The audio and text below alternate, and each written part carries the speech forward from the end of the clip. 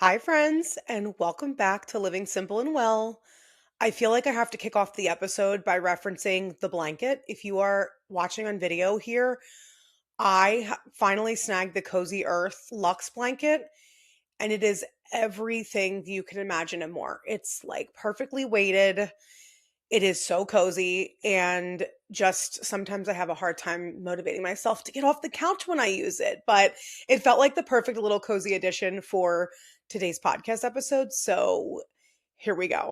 Today's episode is a really personal one. Honestly, it's probably one of the most vulnerable conversations that I've shared in a long time. I want to share what my life has looked like over the past 9 months or so. I want to talk about hitting extreme burnout, about recognizing how ambition can be a good and a bad thing when you allow the pressure to overcome your desires. I want to talk about finally seeking therapy this year and being diagnosed with high functioning anxiety, and about closing a successful six-figure agency that I had spent years building.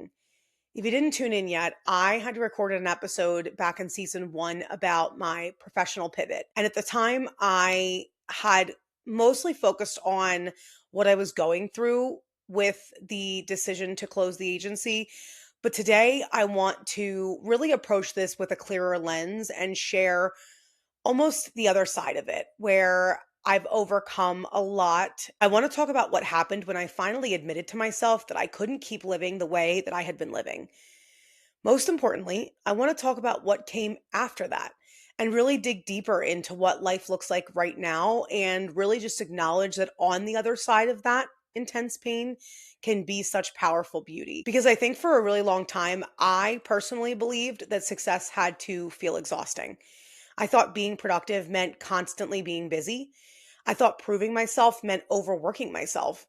And somewhere along the way, I became so hyper focused on building a business that I completely disconnected from building a life that actually felt good to live. This year has been the first year in almost a decade that I finally feel like I'm living in true alignment. This, of course, doesn't mean that I'm living my life perfectly or without stress or ambition, but I am living my life more peacefully. And I really wanted to share that journey with you because I know that there are so many women carrying invisible pressure right now. Women who are high achieving and capable and dependable, but also quietly exhausted. If you didn't listen to last week, I did record an episode on the invisible mental load that a lot of women carry. So that's a good quick listen as well. But if this is you, friend, I hope this episode feels like permission to pause and to really ask yourself what success is actually costing you. So let's talk about the moment everything sort of caught up to me. I think this will be helpful for context, especially, but for years, I ran a successful six-figure online business management and marketing agency. From the outside looking in, things seemed successful. The business was growing. I was working with incredible clients and I was constantly building and creating. I loved my clients and the work I was doing, but if I'm so honest, behind the scenes, I was running on fumes. I had unknowingly tied my worth to productivity for years.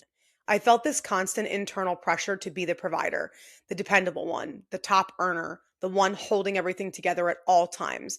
And the thing is, there was nobody necessarily putting that pressure on me except me. I had a truly supportive husband. I had people who loved me. But somewhere along the way, I convinced myself that resting meant falling behind, that asking for help meant weakness, and that slowing down meant failure. So I just kept going. I kept pushing until eventually my body and my mind hit a point where they simply couldn't do it anymore. I remember reaching this moment where I realized I was simultaneously the least busy I had been in years and also the most stressed I had ever felt. And that realization shook me to my core because it made me realize the burnout wasn't just about my workload.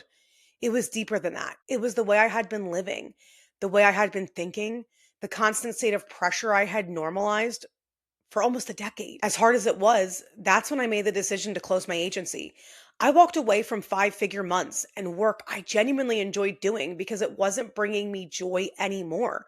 I had lost myself in the busyness of the business. I had compounded an immense amount of pressure to keep building and realized it would never be enough for me. I had put so much pressure on myself that was totally unnecessary looking back now. I didn't close my agency because I failed or because I wasn't capable. I closed it because physically and emotionally, I could not continue living in survival mode. Was this a hard pill to swallow? Realizing that the only way to truly get my own life back was to start from scratch? of course. But it was also simultaneously the best decision I ever made. Interesting is that this happened right around the holiday season last year. And for the first time in years, I allowed myself to slow down. I leaned into the coziness of the holiday winter season with the slower mornings, the candles lit during the day, watching movies with my family, and being home more. I wasn't constantly chasing the next thing, but even in the stillness, I realized how anxious I actually was. Because when you've spent years staying busy, silence can really feel uncomfortable. I found myself spiraling and unsure what my next move would be. I felt like an utter failure and had some truly dark days where my anxiety seemed to swallow me whole. I know now that those days became slowly brighter and that my anxiety would ease, but in the thick of it, it was sometimes absolutely paralyzing. That was also the season I started therapy for the first time and eventually was diagnosed with high functioning anxiety. Felt like it explained so much to me. I received coping mechanisms and ways to handle my anxiety and distress, and was truly able to reroute a lot of the patterns of thinking that I had developed over the years unintentionally. From the outside, I looked fully capable and productive and successful, but mentally, my nervous system was constantly operating from urgency, constantly anticipating, constantly overthinking, and carrying invisible mental weight. Therapy forced me to ask myself some really hard questions. Questions like, why do I feel responsible for everything? Why do I struggle to ask for help? Why do I feel guilty resting? Why have I spent years pouring into everyone else and ignoring myself? Slowly, I started realizing that I had built a life that revolved entirely around output without ever considering my own well being. I think one of the biggest shifts for me was realizing that I didn't actually want the lifestyle I had built anymore. I didn't want back to back calls all day. I didn't want to feel sick opening my laptop. I didn't want my calendar controlling my entire life. I didn't want to end every day completely depleted. I will be so honest. That realization was so scary because when your identity has been tied to achievement for so long, slowing down almost feels like losing yourself. But over time, I realized something really important. I didn't stop being ambitious. I just became intentional. At the beginning of this year, I made the decision to fully lean into content creation. I had already started this podcast, which had become such a bright light on even the darker days. I dabbled with content creation as a micro influencer for almost the same amount of time I had been an entrepreneur. I have had so many phases of showing up online. I had my network marketing days, my motherhood moments, my wellness era. It all felt so aligned in the moment, but it was never something I did full time because I always had the desire to earn more money or make more of an impact. I always convinced myself that I could never keep all of my eggs in one basket because I realized I was living from a place of scarcity, scared that it would all go away if I rested for even an afternoon. So, for the first time at the beginning of this year, I intentionally built a brand new business around my life instead of trying to squeeze my life around my business. And that shift changed everything because I realized I could still earn money. I could still contribute financially to my family, something that remained important to me and did bring me a sense of self worth. And I could still feel accomplished and creative and fulfilled without sacrificing myself in the process. And honestly, that realization felt revolutionary to me. On the same time that I was reevaluating everything, when I found myself leaning more into content creation, I actually discovered something called UGC, also known as user generated content. If you're unfamiliar, it's essentially a blend of content creation and marketing strategy for brands that you probably already use and love. I dug more into this way of earning and realized really quickly that I could take what I had loved about content creation as an influencer and marry that with my passion for marketing that I had spent years enjoying while I ran my agency. The way everyday women, especially moms, were showing up and earning an income so flexibly felt unexpected, but in the best way. Because for so long, my experience with work had been tied to constant pressure, managing teams, endless communication, deadlines, client fires, always feeling emotionally on. So discovering a form of work that felt creative, flexible, and aligned with my actual life felt almost foreign to me. What I loved about UGC was that it allowed me to earn again in a way that didn't consume me. I could create from home. I could work around my family instead of away from them. I could include them in the process. I could film during pockets of my day that naturally fit into my routine instead of feeling like I had to restructure my entire life around work. And I think that was the first time I realized work didn't have to feel heavy to be valuable. I didn't have to hustle myself into exhaustion to contribute financially. I didn't have to sacrifice my nervous system to be successful. And I didn't have to choose between being present in my life and being ambitious. I absolutely could be both. And in a really healing way, content creation brought me back to myself creatively too. It reminded me that I genuinely love storytelling. I love creating cozy moments and sharing pieces of motherhood and wellness and slower living and routines and honest conversations online. Truly, a lot of what this podcast embodies as well. This truly felt like a perfect blend of everything I had been through over the last decade. I have been able to work with brands I've used and loved for years and create content covering niches I have been passionate about. My little corner of the internet was now able to transition back into motherhood moments and blend wellness and intentional living together in a way that helped women put themselves first and simultaneously share my own journey building a new business, a UGC business from scratch, which conquered that desire to be an entrepreneur and share the business savvy side of me I still so loved. But this time I was creating from a place of alignment instead of survival. And because of that, my relationship with work completely changed. And for the first time in years, I felt like my work fit naturally into my life instead of my life constantly bending around my work. So let me walk you through what life actually looks like for me now, because it is truly the part that healed me the most. My mornings are slow and intentional. I wake up early before everyone else because I've realized how much I need that quiet time to feel grounded. I'll usually have a warm lemon water, journal a little bit, or maybe read and get a workout or a walk in. Movement no longer feels like punishment or another thing on my to do list. It feels like self care.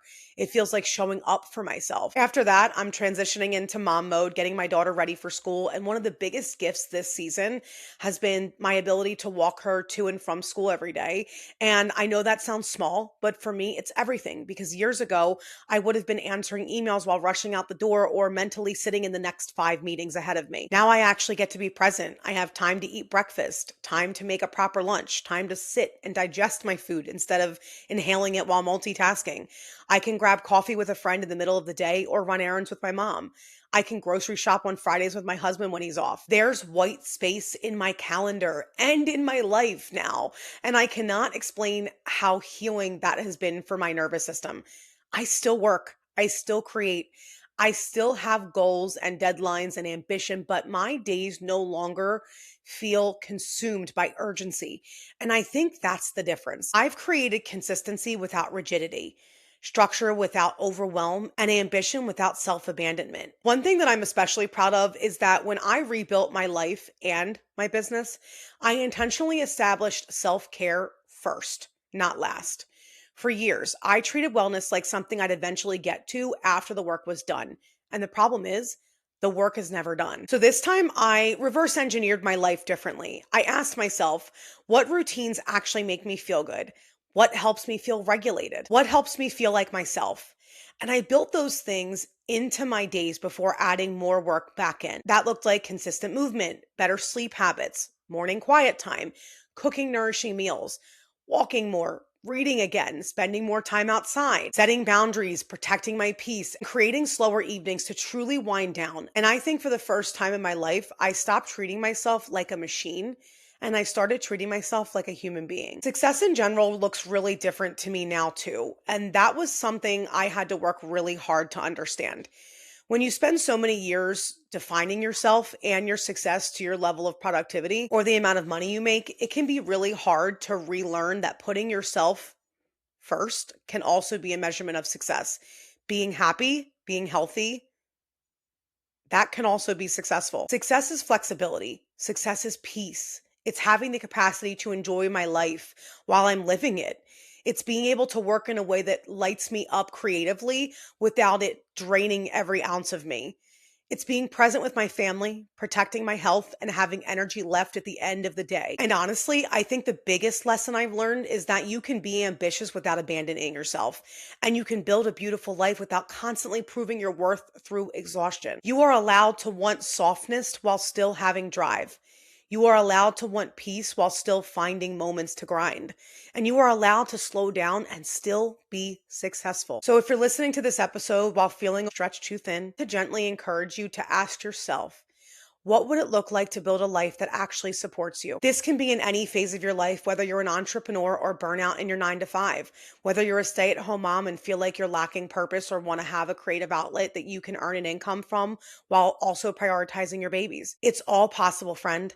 Please take it from someone who has been there and feels truly like they're on the other side of it. Do I have my ish together 24/7? Heck no. Am I busier some days than others? Definitely. But I am constantly living in alignment with my own values and feeling grateful for this path that I've chosen. So again, I just want to gently encourage you to ask yourself, what would it look like to build a life that actually supports you? Not just your business or your job, not just your productivity, not just everyone else around you, but for you. Because I truly believe we deserve lives that feel good to live, not just impressive to look at. Thank you so much for spending this time with me today and allowing me to share this part of my story. If this episode resonated with you, I would love it if you shared it with a friend or posted it on Instagram and tagged me so we can continue this conversation together. And until next time, I hope you find little ways to keep living simple and well. Bye for now.